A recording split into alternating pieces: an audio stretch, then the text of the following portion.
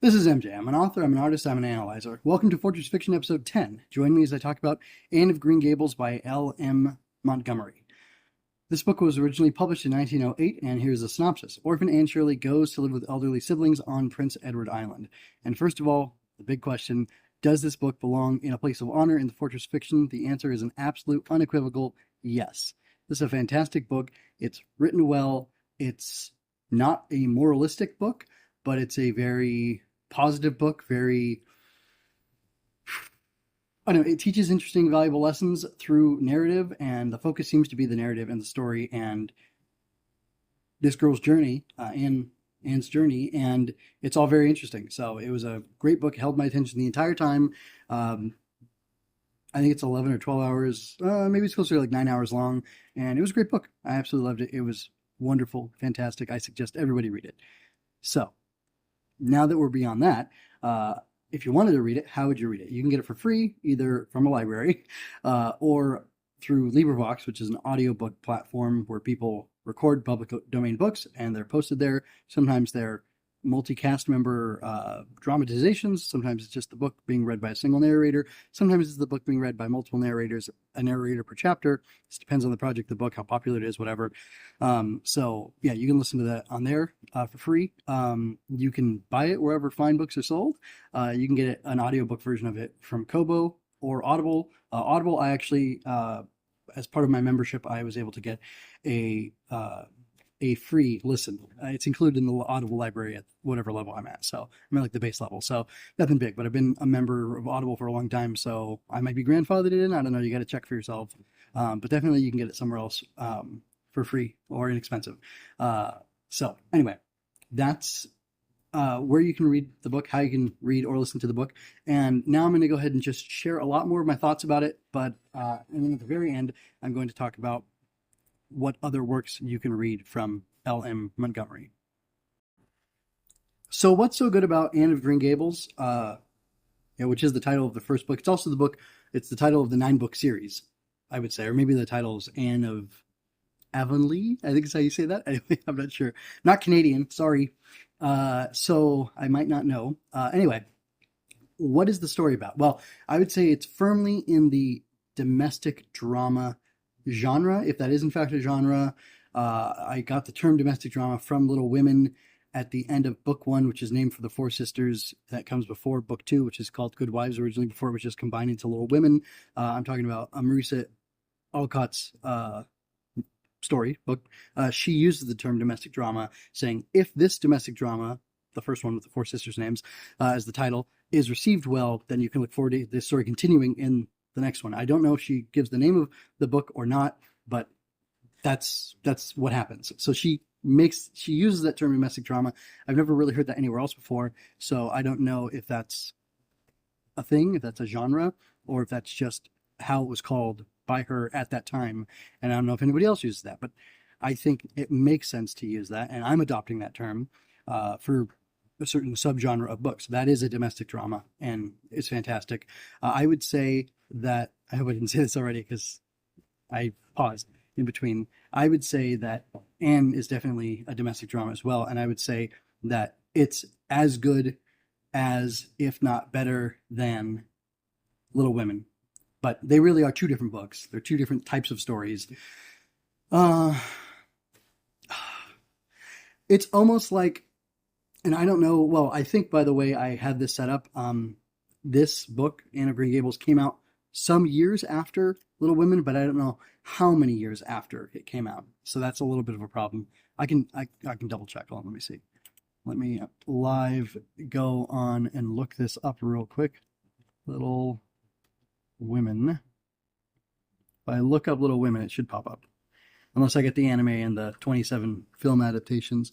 So 1868 and 1869 is when it was published in 2 volumes, 1868, 1869. So 1 year and then the next. And this was in 1908. So it's very possible that Montgomery grew up reading Little Women and she decided to do something of her own. So without spoiling, hold on, does this work?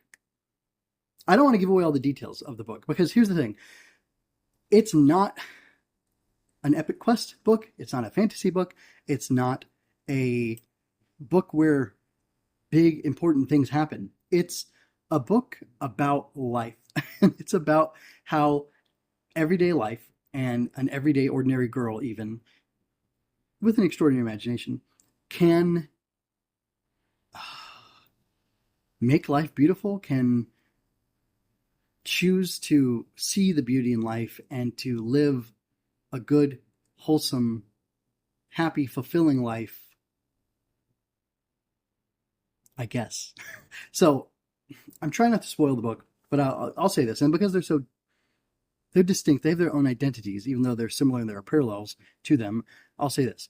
In Anne of Green Gables, you get to see Anne at, I think, 12 or 13, and the book ends when she's maybe 18 at the most. I think she's actually 16, but I don't quite remember. It's a little fuzzy because time moves quickly at some point in the book.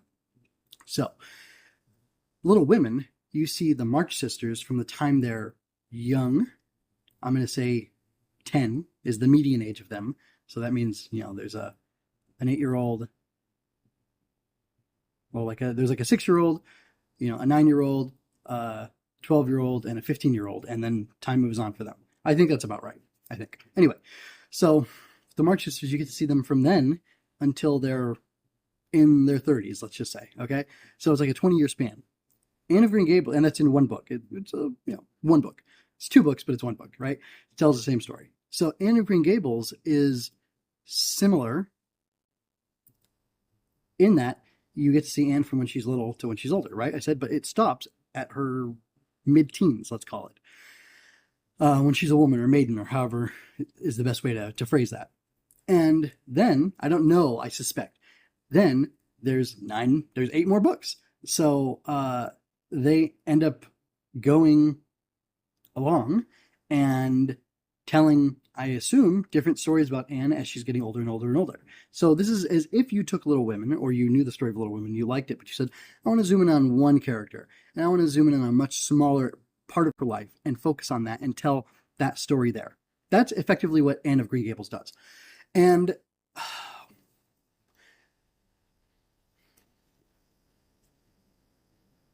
it does it so beautifully. I don't really know what to say. I definitely don't want to get into details. And I almost feel, so this is interesting. Ronya, last week, at Fortress Fiction, I talked about Ronya the Robber's Daughter. And I talked about how Lindgren set it in a fantasy world, a light fantasy world, and yet the lives of the children in it, Ronya and Burke, were mundane, basically. They had some small adventures, but it was a mundane life. They appreciated nature, and they appreciated relationships with other people, and the fantasy elements didn't really matter to them. And they didn't go on imagining things because they didn't need to imagine gray dwarves and merc trolls. That's the one I forgot last week. Merc trolls, that's what they are. Anyway, they didn't talk about those things. They didn't imagine those things, think about those things, because they were living in that fantasy world with, harpies that'll tear you to shreds and carry you off to their cave to be your slave till you die. So it was very light fantasy, or it was light fantasy, and the kids had no want or desire to do that. They wanted to, live real lives and do, real things that you have to do to survive and whatnot. And they ended up doing that. And that is, especially for us living today and with all the modern comforts that we have, that's a fantasy of its own. It's an escapist fantasy because it's in such a different world. I also am of the opinion that period pieces are a little bit of fantasy, because I think the fantasy fan who loves the world building will often they're getting something that they want out of that book, aside from the story. They're getting the setting. I believe people who enjoy period dramas also get this juicy setting that is exotic to them in those shows and in those movies and in those books. Downton Abbey, for example. Why do people love it? There's lots of reasons to like it a lot. It's a great story, I think. Some things in there that are objectionable, but definitely not for children. Whether or not it belongs to Fortress Fiction, I will not say for now, but it's not I'm not going to movies and TV shows yet, so let's just keep it on books. I would say that there's an exoticism there because it's in the past and it's so faithfully told or shown, demonstrated, and it's just so foreign to us. That's why we like it. Anne lives in a very sad, dreary world as an orphan. She knows about both her parents. She knows about them dying when she was very young. And she's grown up in these institutions, and she has a natural, I'm not saying her imagination is solely a coping mechanism to deal with the fact that she was an orphan and being raised in these institutions, but I'm not saying that. I'm saying I'm sure it helped her.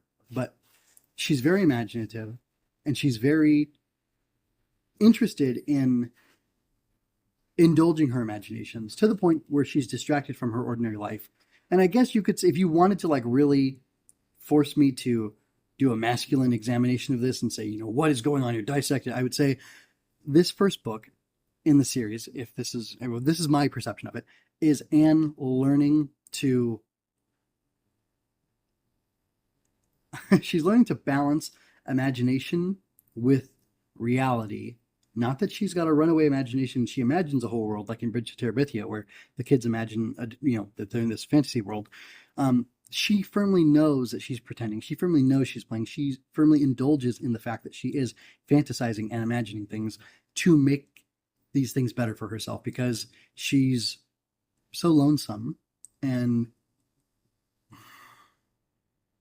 like has this longing for beauty and has this longing for things to be a certain way, and when they're not that way, she makes them that way. But because she starts off as a powerless child, her only mechanism, her only way to do that is by imagining. And I really love how the book isn't talking down to her or misrepresenting anything. It's just very honest that this is who she is, this is what she does, and it's negative in some ways because it causes her distraction, but it also equips her to cope with things and deal with certain things in a way where she's able to apply that imagination and that creativity to real things. And when she does that, she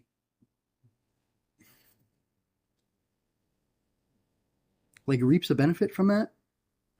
I don't know. She knows loss and sorrow and pain, not just of being an orphan, but throughout her life, throughout this story, bad things happen to her and she makes mistakes, but they're innocent, childish mistakes, probably encouraged by and increased by the fact that she's so indulgent in her imaginings and her imagination.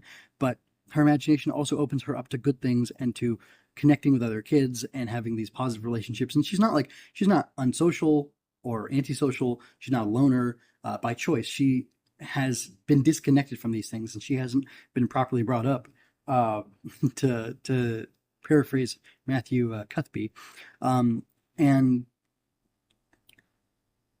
like, I don't know, she's like finding her way into a family, obviously by being adopted, and into a community. And I don't know, it's a coming of age story, I guess, because she learns to let go of some of her childish imaginings and deal with hard things in the real world. And she's in school, and there's like some stuff that goes on there. And I don't know, it's a really interesting story. It's dramatic. I felt for Anne. I laughed at her sometimes when she's being super dramatic, but I also like felt a little bit of pain for her as well, because I was a kid too, and I wasn't a little girl, but I was a little boy, and I know what it's like to be that age and to feel your feelings are so important. And I see it with my kids now too, how the littlest things will be this huge deal to them, and then 5 minutes later they're fine. So it's like, it was funny. I was talking to my daughter about this, and she said, like, oh, so this is like the girl version of Sam is. He doesn't call himself Samuel Clemens. He calls himself Mark Twain. Mark Twain's Huckleberry Finn, Tom Sawyer. Huck Finn is later. So she said, "Oh, it's like the girl version of Tom Sawyer." And I said, "Yeah, but it's and therefore it's better in some ways. It's definitely more wholesome, but it's very much like that. Like, it gives you a very accurate picture, I think, of what a girl's life would have been like at that time, and a little bit of a boy's life too, because there's boy characters that she interacts with. Actually, one really, who she heavily interacts with, and there are a few others. But like, there's no romance in here, even though the girls talk about lovers and talk about suitors, and like the schoolmaster is interested in like the 16-year-old girl, and I don't know if they end up getting married or not. I think I like blanked out on that detail, but it kind of feels like they went off and got married with each other. And I don't know if the guy could have been like 20 or 22 from college, and at that time, this was in the mid 1800s or whatever, that would have been perfectly socially acceptable. But it just still feels kind of weird. So yeah, like, there's not really romance in it. It's like family life, and it's like about Anne learning to like use her imagination to fuel her ambition and I don't know, like also learning to be content in life because she wants all these grand things, and then she ends up accomplishing these great things, these great feats for her at her level, at her station where she is, and in the context she's in, and she's very happy with that, very content to do the work and to live life. Um, and by the end, she makes some decisions to that kind of compromise what her trajectory was, because she makes a choice that forever kind of cements who she is and where she is, and like marks the trajectory, or drastically changes the trajectory of what the story could have been or will be. And it's really interesting. I mean, it's just like it's an inspiring book. It's a beautiful book. It's beautifully written. Anne's imaginings are really great. It's a very dialogue heavy. She's so verbose. There will be times when Anne is talking and I'm listening. I'm thinking, is she still talking? Like, is she just talking to Marilla? Like, who's she talking to? Who is she talking to, and what's going on? Because she just goes on and on and on and on and on. But it's very realistic. It's very realistic, and it feels very true to life, and it feels uh, like sorry, the author Montgomery like captured real life and put it in this book, and it's just beautiful. It's a beautiful encapsulation of what life is like for a child, for a family. And like, I don't know, the fact that she ages over the book is interesting. Is not drastically, like, she's not romantically involved yet. She's not going to have a suitor. She's not going to be getting married or anything like that. She rejects those things at this point, and even as possibilities, because they're just not. Oh gosh, it's just so interesting. She thinks she's ugly. She has red hair and freckles. She thinks that makes her hideous, although she likes the shape of her nose. And she's skinny and upset that she's not fat and doesn't have dimples on her elbows and things like that. And I don't know, there's just like funny, like interesting, like anthropological, yeah, and like cultural aspects that are like preserved in this book, that you get to hear because it was written at a time, and honestly at the time, by the author. And I don't know, it's just like, I honestly, here's the thing I was gonna say, I was edging towards, and then I veered off into a weird place. I identified with Anne in some ways because there's things to identify with her about, and I think I identified with Matthew and Marilla too, because there's things to identify with them about. Like, it's a very good book. It has great characters. Anne definitely steals the show. She is the main character, and she gets the most focus. She gets the most dialogue. But her world, I don't know. Her world is our world, and her world is beautiful, and so is our world. And the book helps you to see that if you're not seeing it right now. It helps to open your eyes, uh, and look beyond the page, look beyond the book, look beyond wherever you are now, and see that, yeah, we do live in a beautiful world, and there are very good things here. And I don't know, it's just like encouraging and inspiring. So I would say this is definitely deserving of a place of glory in the Fortress fiction. It's definitely part of the Fortress fiction, part of the foundation. It's a good, strong book, and I think it's beautiful. Would boys enjoy it? I don't know. Give them a chance. Maybe they will. It's a very girl book. Girls, I think, is definitely important for girls to read. Um, Great thing for a father to read to his daughters. That's what it would be. Or to the whole family, if possible. That'd be even better. It's a fantastic book, and I don't have much else to say about it. I'm going to tell you about Montgomery's other works. You can find, I think you can find the books also, I forgot to mention this, where you can buy at the LM Montgomery Institute. So if you go to lmmontgomery.ca, because they're from Canada, you can find the website that has a bunch of information and resources. From the wiki, I pulled this directly. There are 9 books in the Anne of Green Gables series. I won't read you all their titles, but they came out... Well, I'm a little confused by this, but they didn't come out super regularly. Whoa, okay. 1908, 1909, 1915, 1936. That must have been like a reissue or something. Or a misprint, 1916, maybe? 1917, 19... Okay, this is weird. 39, 1919, 1921. I don't know. Interesting. And then there's like select stories, so... Anyway. Then there's an Emily trilogy, Emily of the Moon, Emily Climbs, Emily's Quest, from the 1920s. Then there's the Silver Brush series, which is 1933, 1935, it looks like. Maybe, yeah, I'm a little confused by some of these. And there's standalone novels as well that Montgomery wrote. Kilmeny of the Orchard, The Blue Castle, Magic for Marigold, A Tangled Web, Jane of Lantern Hill, and there's a lot of short stories. Oh, also, one more thing. Montgomery must have been a very well-read author, because she was quoting stuff, and Anne is very well-read because she's quoting all sorts of stuff from all sorts of literature. She's quoting stuff from Shakespeare. She's referencing all sorts of things, and I don't even know what some of them are, but I know like it's a reference to some book, and that's pretty cool because it like elevates this idea of bookishness, which I think is pretty nice. Believe it or not. So anyway, that's all I have to say for now. I don't know yet what the next book I'll be covering is, but if you indulge me for a few moments, I will very quickly find out what the next book is. The next book is going to be Hatchet from 1987, and that's by Gary Paulson. So yeah, Hatchet, 1987, Gary Paulson. That's the next book that I will be reading, and I don't know if I'm looking forward to it or not. I don't really know about it, and I'm not going to read about it right now to you. You can look it up on your own. Until next time, folks, take care. Be well. I hope you enjoyed that. Go to mjmunoz.com to leave any questions, comments, or other feedback you might have. There you can find all of my analysis, art, and fiction. I cover books, tokusatsu, comic books, anime, and more.